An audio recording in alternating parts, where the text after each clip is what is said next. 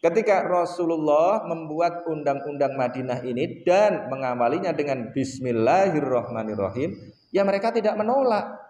Tidak seperti Suhail bin Amr yang mereka tidak mengenal Ar-Rahman, juga tidak mengenal Ar-Rahim. Maka ketika ditulis Bismillahirrahmanirrahim, Suhail bin Amr mengatakan, apa ini Ar-Rahman dan Ar-Rahim? Kami nggak kenal. Maka kemudian Ar-Rahman dan Ar-Rahim dihapus. Jadi perjanjian Hudaybiyah itu diawali dengan Bismikallahumma, tidak Bismillahirrahmanirrahim. Tetapi perjanjian Madinah diawali dengan Bismillahirrahmanirrahim, karena perjanjian ini dibuat antara Rasulullah yang agama formalnya adalah Islam. Kemudian entitas-entitas yang lain adalah Yahudi, Nasrani, ada Aus, ada Khosraj. Yang mereka ini, terutama Yahudi, ya kenal itu Ar-Rahman. Nasrani, ya kenal juga Ar-Rahman. Kemudian Aus dan Khosraj, ya mereka ikut Rasulullah. Dan secara historis bisa dikatakan mereka kenal juga, karena sebelumnya mereka berada di bawah hegemoni orang-orang Yahudi, yang ketika mereka butuh sesuatu, mereka menjadikan orang-orang Yahudi sebagai rujukan. Nah, coba lihat sekarang nih perjanjian Madinah ini. Kalian lihat perjanjian Madinah udah ketemu? Nah, coba kalian baca ini. Ini adalah ketentuan dari Muhammad Shallallahu Alaihi Wasallam untuk menjalankan antara orang beriman dan pemeluk Islam dari kalangan Quraisy dan penduduk Madinah dan orang-orang yang berada di bawah mereka dapat bergabung dengan mereka dan mengambil bagian dalam berjuang bersama mereka. Berarti ada orang Islam dan ada orang non-Islam. Begitu. Yang kedua, mereka ini merupakan unit komunitas. Mereka ini adalah umat yang berpisah, yang terpisah dan dibedakan dari semua orang di dunia. Nah, kemudian mereka membentuk satu unit umat. Apa ini di sini nih? Bangsa, menurut saya jadi bangsa baru, jadi nation state.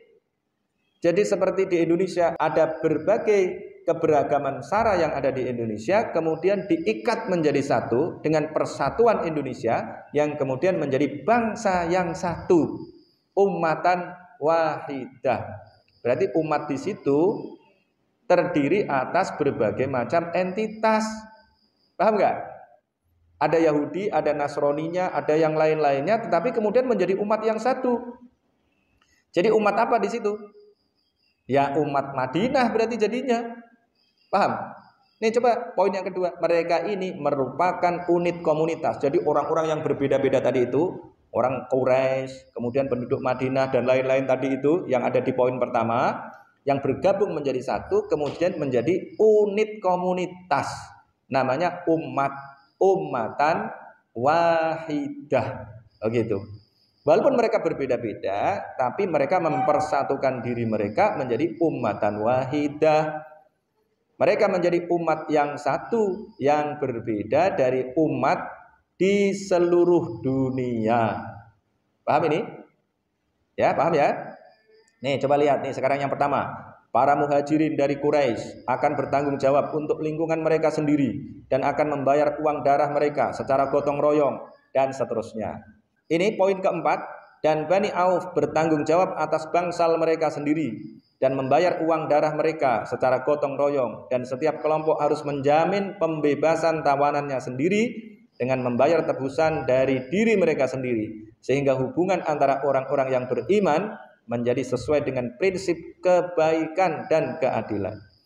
Yang kelima, dan Bani Harith bin Khosraj bertanggung jawab atas bangsal mereka sendiri dan seterusnya, sama ya kan?